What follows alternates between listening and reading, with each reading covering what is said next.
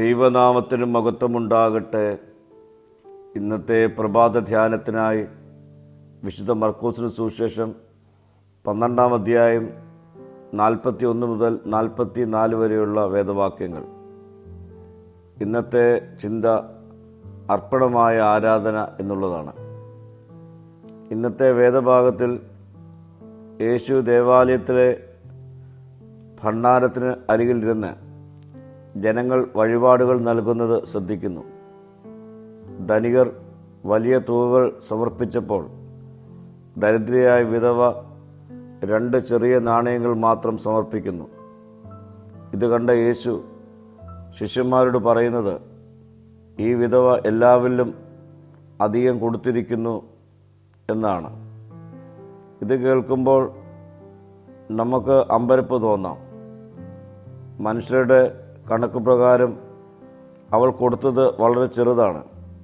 എന്നാൽ ദൈവത്തിൻ്റെ കണക്കിൽ അത് ഏറ്റവും വലുതാണ്. മനുഷ്യർ പുറം കാഴ്ചയാണ് കാണുന്നത്. എത്ര കൊടുത്തു എന്നതാണ് അവർക്ക് പ്രാധാന്യം.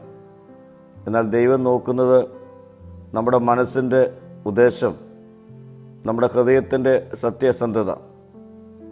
ധനികർ അവരുടെ സമ്പത്തിൽ നിന്ന് കൊടുത്തപ്പോൾ വിധവ തൻ്റെ ഇല്ലായ്മയിൽ നിന്നാണ് നൽകിയത്.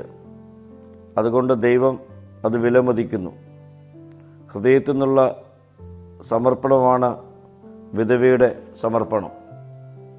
അതൊരു ത്യാഗമായിരുന്നു. അവൾക്കുണ്ടായിരുന്നതെല്ലാം അവൾ ദൈവത്തിന് നൽകുന്നു. അവളുടെ ജീവിതോപാധിയായിരുന്നു അത്. സത്യമായ സമർപ്പണം എപ്പോഴും ചിലവുള്ളതാണ്. ആ വിധവ ദൈവത്തിൽ പൂർണ്ണമായി വിശ്വസിച്ചു. അതുകൊണ്ടാണ് അവൾക്കുള്ളത് മുഴുവൻ അർപ്പിച്ചത്. നാളെ എന്താകും എന്ന ആശങ്ക അവൾക്ക് ഉണ്ടായിരിക്കാം. എന്നാൽ അവൾ ദൈവത്തിൽ പൂർണ്ണമായി ആശ്രയിച്ചു. നമ്മുടെ സമർപ്പണം നമ്മുടെ വിശ്വാസത്തിൻ്റെ തെളിവാണ്. ലോകം വലിയതിനെ മാത്രം വിലമതിക്കുമ്പോൾ ദൈവം നമ്മുടെ ചെറിയ സമർപ്പണങ്ങൾ, ചെറിയ സേവനങ്ങൾ, ചെറിയ സഹായങ്ങൾ ഇവ വിലമതിക്കും. പ്രിയരെ, നമുക്ക് നമ്മളെ തന്നെ ഈ നാളുകൾ ഒന്ന് പരിശോധിക്കാം. ഞാൻ ദൈവത്തിന് നൽകുന്നത് സത്യമായതാണോ? എൻ്റെ സമർപ്പണത്തിൽ ത്യാഗമുണ്ടോ?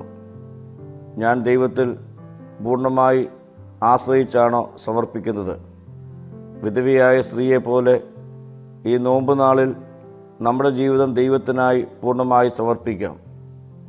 ഹൃദയത്തിൽ നിന്നുള്ള ചെറിയ സമർപ്പണം പോലും ദൈവം വിലയുള്ളതായി കാണുന്നുണ്ട്. പ്രാർത്ഥിക്കാം.